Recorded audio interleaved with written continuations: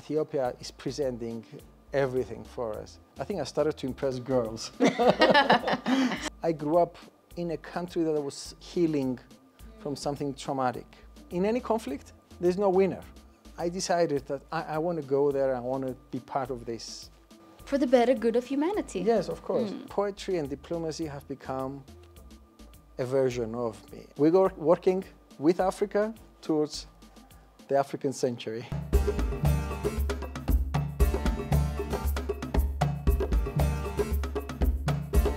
Hello everyone, how are you guys doing? I hope you guys had such a fabulous week. We're back with such an amazing episode for you guys to enjoy, to learn a lot of new things about what's happening in our world. So this week on My Africa Show, the guest that I have for you guys is a High Commissioner of the Republic of Cyprus to the Republic of Kenya, also a parallel accreditation to Kenya, Uganda, Rwanda, Burundi, DR Congo, and at the same time Ethiopia, Tanzania, and working as a PR at African Union, United Nations Habitat, and then UNEP. Also awarded a Star of Jerusalem in Ramallah? Ramallah, yeah. Ramallah 2020. Yep. Ambassador, thank you so much for coming, Ambassador Savas. Thank you so much for being here. Thank you for taking your time for you to share us your experience. It's a great honor to be here. It was a great honor to present my credentials to the President of Ethiopia. I unfolded our plan to His Excellency regarding what we're planning to do, what we want to do with Ethiopia, especially in the business sector, but also in the political spectrum. Ethiopia for us is a very important partner, and we wanted to put our focus on Africa. The Republic of Cyprus is assuming the presidency of the EU on the first semester of 2026. And we want to put a special focus on Africa. And, you know, Ethiopia is hosting the African Union headquarters, and our relationship with the African Union is very important for us. So we're going to put a lot of our efforts and work towards that relationship to make it better, deeper. And you know what they say, at least in our offices, that this is the African century. This century belongs to Africa, to its youth, to its dynamics. Everybody can see it happening.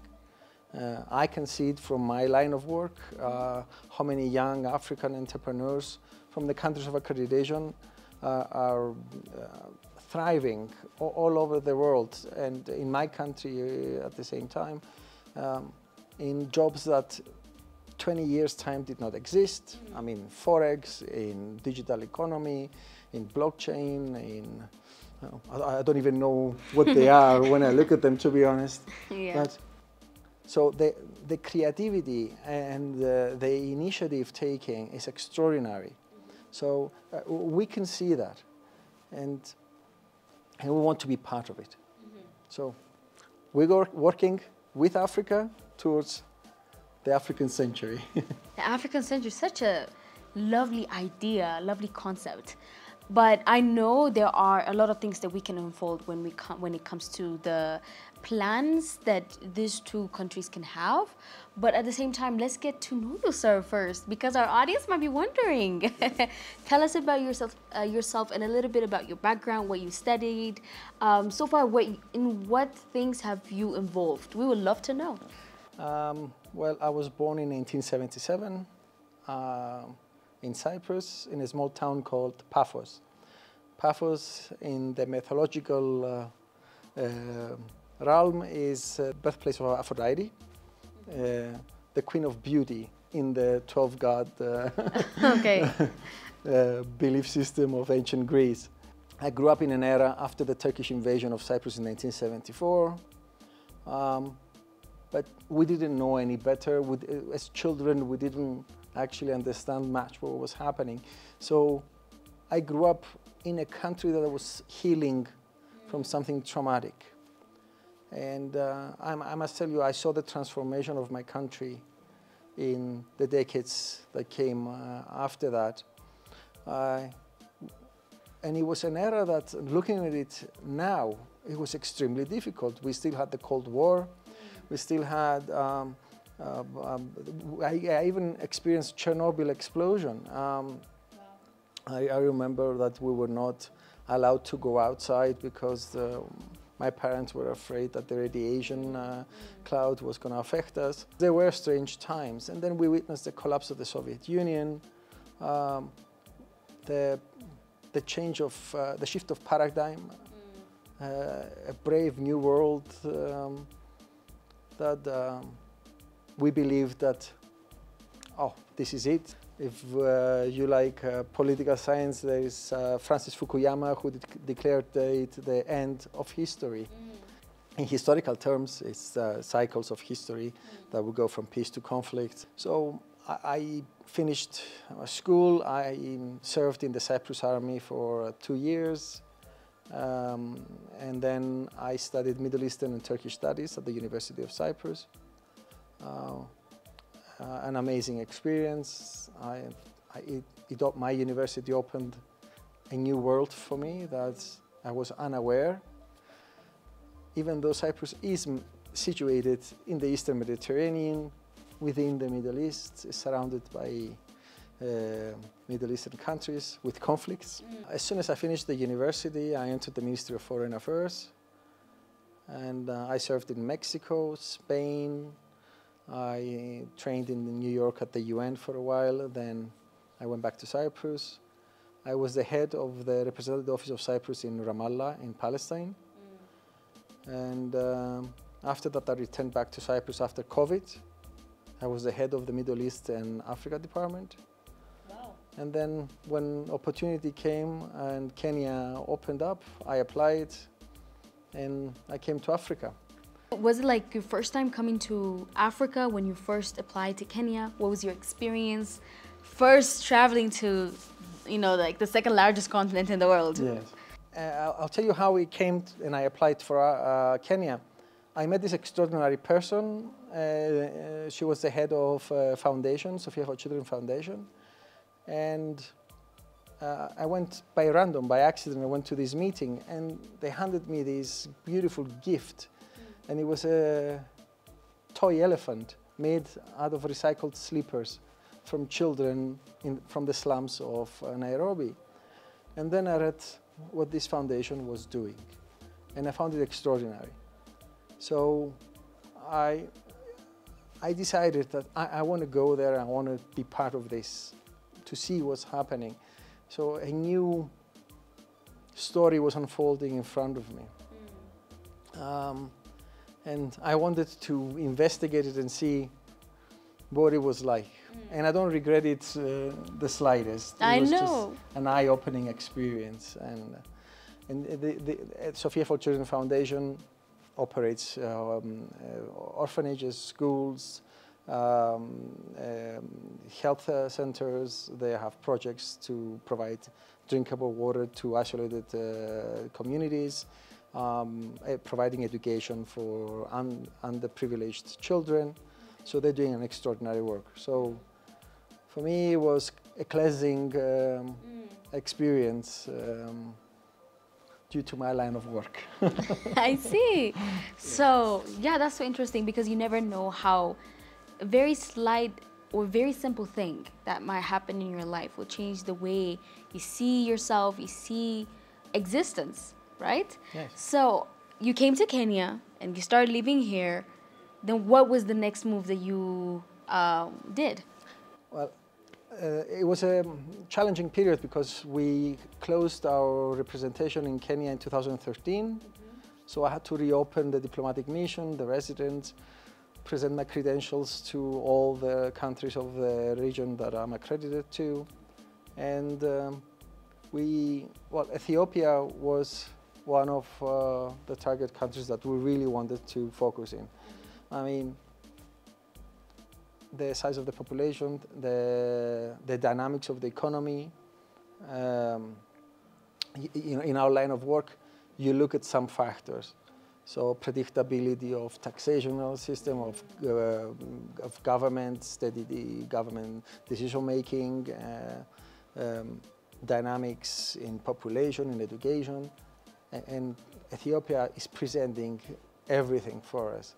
So our business community is very interested in investing in Ethiopia, and I can see why. And coming to Addis, I can see what a dynamic economy this is and the potential of it. And going back to when I was growing up and seeing the difference in 20 years, my hometown was a tiny, small village, and it transformed itself. It's a business center, a tourism center, millions of visitors every year, a tourist hub.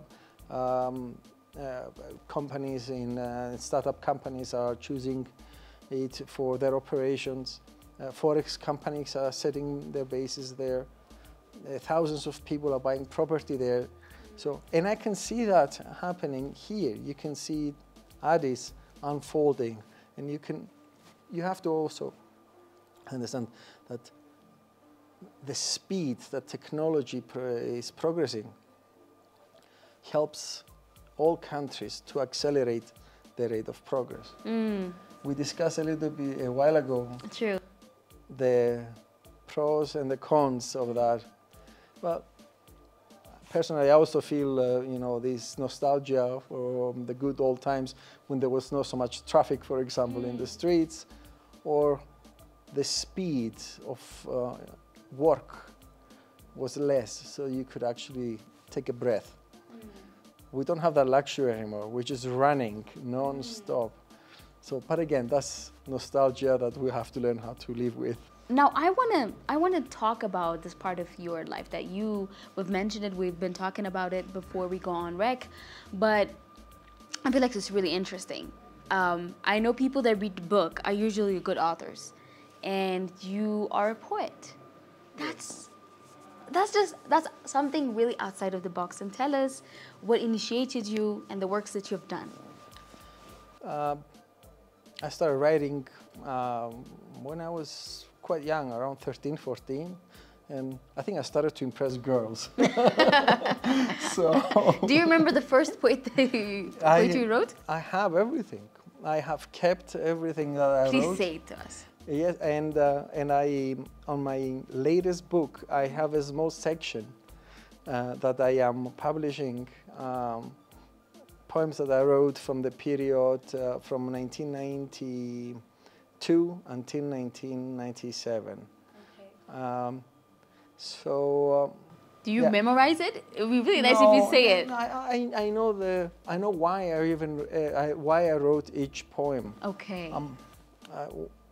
One of the most vivid ones that I remember is I wrote about a spring without laughter, and I wrote it about what was happening in Iraq at the time when the United States invaded Iraq, and I could see in CNN, it was the first time we actually got a foreign broadcast, and you could see all this green color from the infrared cameras. And that really affected me because it was the first time that we have the war in live broadcasting. Now, today has become the norm. You can see wars all over the world. Nobody, live TV. Exactly. It doesn't affect you. So at the time, it was really, really shocking. I started reading poetry. I never really appreciated it at the time, and then when you start studying poetry and trying to analyze it or even find meaning to it, or no meaning to it whatsoever, it's like a painting. If it's, I don't know, realistic painting, abstract, it depends what you get from it and how you see the work of art reflect on you and how it makes you feel. So poetry started becoming that. After university, it took me, I stayed away from poetry for a long time. Okay. I tried a few times. It didn't go very well. Okay. Other things get in the way. Family, trying to find a job. Education. Yes, and then work stress. My posting before this one, when I was posted in Palestine, the life there was weird for me. Okay. So I started writing notes on my phone. And at some point I decided to put everything that I wrote on my phone to Microsoft Word program to see what I have done. And that was my first book. Wow. And then when I did that, I discovered that I found it fulfilling, healing, and it's something that I had to do to process my own feelings. So it was one way of you expressing what you have experienced. Yes, or alternative to therapy. Exactly, therapy. But then I wanted to become better because, at the time I thought I was going to win the Nobel Prize for Literature, but that didn't happen. But I wanted to improve, so I started studying again, reading much more, and trying to improve to reach a level of art that I wanted to serve, in combination with what I do as a professional, as a diplomat. My favorite poet, which is Yorgos Seferis, he did win the Nobel Prize for Literature. He was a Greek diplomat. He served all over Africa during the Second World War, and he wrote some of the most important poems, for me at least. And then we had Konstantinos Kavafis from Alexandria. He wrote Ithaca, he wrote, amazing literature. For me, poetry and diplomacy have become a version of me. And maybe things I cannot say in public, I can write in the form of poetry. Exactly, exactly. And that's how you know that you are doing something healthy for yourself, because you're not suppressing anything, because as a diplomat you go to different places, you get to sit in different rooms. And I think being able to express that, the good, the bad, all the confusion, all the good things, it's just a piece of art. And I think like after a while, when you get to see all the things that you wrote, you'll be like, wow. You've never said that? Well, you know how a painter or an artist, his previous, his work, his painting from last week, and he doesn't like it, yes. He doesn't like it, well, it's the same. Well, I guess that's a good thing, because that's just a sign of progress, let's say. Yes, yes. So now let's talk about the updates that are about to happen here in our country between the Republic of Cyprus, because you've told us that now you guys are planning to have more economic and political ties even more. So tell us about it even in depth, because you've mentioned about it just a little bit, but let's talk about it. So I have to say, your diplomats, the Ethiopian diplomats who are based in Rome, the current ambassador and the one before her, they have been very active. Thanks to them and our mutual cooperation, we have reached this point that we have so much going on in our bilateral relations. So I would like to say thank you in public for your excellent diplomats who are serving your country, and they're doing a fantastic job in our bilateral relations. So we have a lineup of bilateral agreements and memorandum of understanding. Our chambers of commerce met once already. We have promoted a memorandum of understanding between the chambers of commerce. This memorandum would pave the way for cooperation. Our understanding is that when you bring business people together, miracles happen. True. And Ethiopian economy is ticking all the boxes for our business community to come and invest here, in the pharmaceutical sector, in services. We are a small country. I mean, we're less than 1 million people. So for us, the Ethiopian economy and the population is just enormous. Yes. So there's so much you can do, you know?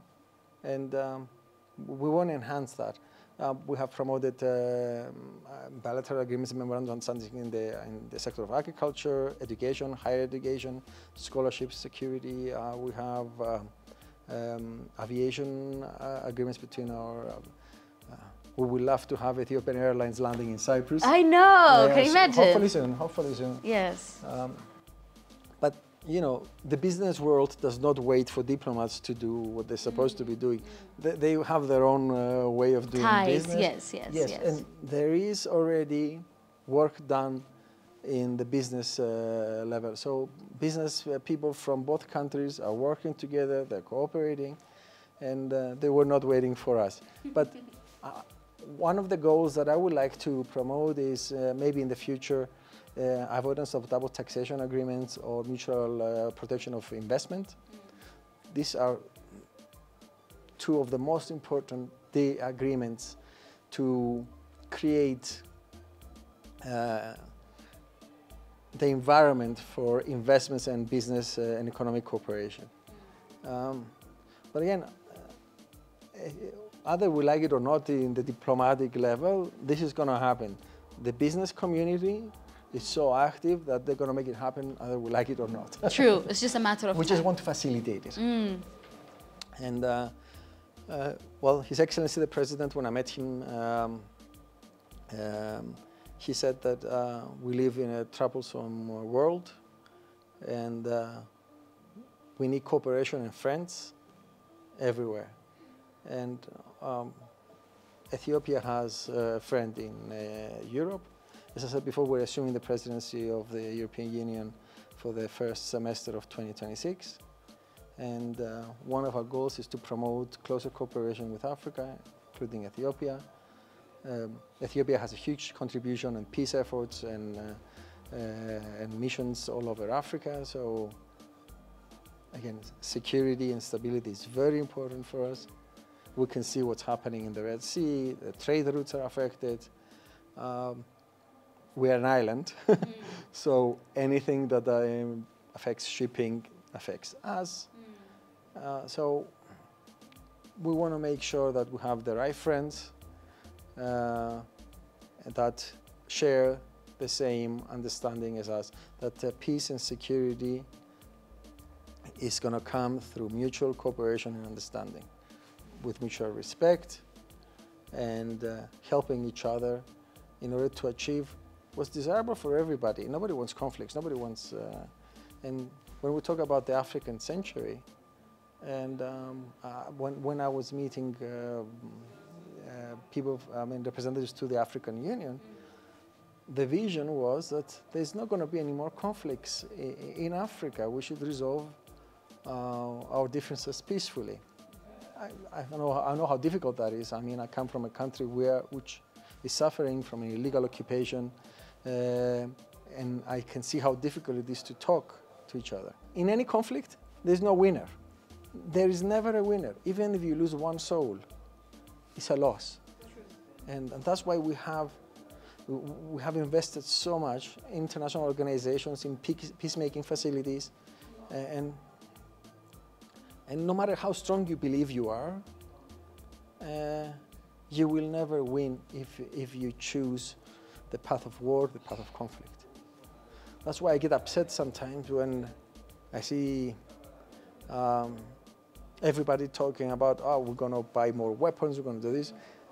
And like, you know that's not the solution. Yes, and they forget it's good to have defensive security. Yeah, exactly. Yes, but you should focus on talking diplomacy, and reinforce your diplomatic capabilities. Send your envoys to the world, and pursue that path, the path of peace and cooperation and dialogue. Again, we're going back to the cycle of history. We are in that curve that I think we're going to be forced to rediscover diplomacy. And maybe we should try not to forget so easily again next time, because every time we don't want to say, oh, it's history repeating itself. We should have learned from our mistakes and try not to repeat them. And that's why we have created all these institutions, all these organizations. We have put all the tools to avoid all this, but we were not good enough. We didn't do our job good enough to achieve peace and cooperation. And well, it's something that is going to have to change. Otherwise, we're going to lead humanity to more suffering, more pain, more chaos. Yes. And we're better than this. We have the technology, we have the information, everything is in front of us. We have the tools. We just have to choose to use them. For the better good of humanity. Yes, of course. And going to poetry, this is what I write about. I want my poetry to talk about the injustices, the realities of the others. I remember very characteristically when I was driving from a very remote village somewhere in Africa, and there was these children playing football with bare feet, and it hadn't rained for such a long time. There was such a really prolonged drought, and the dust was covering the football field that they were playing. Not even a football field, they had a few rocks left and right from the goalpost. The reality of those children, even though in the most unbelievable, impoverished situation, you could see the joy in their faces when they were playing football. So, but writing about it, I wanted to highlight what climate change does to the planet, what poverty, marginalized people, but also the joy of the happiness of playing football and being barefoots in the field. Yes. Yeah, so I think there's a lot to come, and I know that right now when we take the time and see how our world is shifting, not only from the angle of being an Ethiopian, or not only from the angle of being anyone, but just as a human being, sometimes our heart breaks and sometimes we feel joy. So I think there are a lot of things that we can talk about, especially in the diplomatic world. But I wish you all the best. I wish you all the good luck that anyone could ever imagine. I'm so excited for this as a nation, as a country. I know this is just the beginning of history. So as we're concluding this, if there's anything else that you'd love to say, anyone that you would love to thank, the floor is yours, sir. Yes, thank you. Well, we spoke about it a bit before, and I always loved the idea of Africa. I grew up in a house in a home that part of my family migrated after the Turkish invasion in Cyprus to South Africa. And always they used to send gifts back to Cyprus, and my grandmother always had these images of elephants and lions. And we had this image in our heads of what Africa was like. But through school and when I started studying, I discovered the connection between African civilizations and ancient Greece. I spoke to you about Homer's Iliad and how the gods of Olympus in the Iliad used to take a break from the war in Troy to come and be worshipped in Ethiopia, and where Ethiopia was considered to be the land of the first man. So, and I mean, if you, in anthropological terms, the human presence was from Africa and they spread all over the world. And it has to do with our identity as human beings and our connection between civilizations. And reading about how the ancient Greeks were describing Ethiopia and Africa, the wealth of the Ethiopians, according to Homer, their wealth in gold and ivory, the way they were dressed, it was a very striking image. The strength of men. I think Ethiopians were associated with the myth of Hercules. So again, it's a representation, a fictional representation of the strength of the warrior, the wealth of the country, and it shows you the depth of these intercultural relations and the historical bonds. So I want to embrace that idea. I want to embrace the mythological connection with what we can do now and how we can bring our people together, our business people together, and our countries, our political world together. Yes. So thank you again for everything. Oh no, the pleasure is all mine. Thank you so much for being part of this show. Thank you so much, sir. Thank you, thank you. So everyone, this is what we had for you guys on This Week My Africa episode. I hope you guys enjoyed it. For our digital media audiences, please feel free to let us know what you think about this episode below this video. And for those of you guys that are watching us from different part of the world, please do let us know what you think on our short SMS 6121. I hope this conversation helped you understand what is happening in the diplomatic world, and good things are coming here for us as human beings and also for Africa.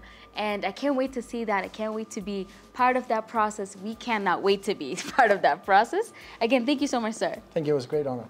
All right, we'll see you next week. But till then, goodbye.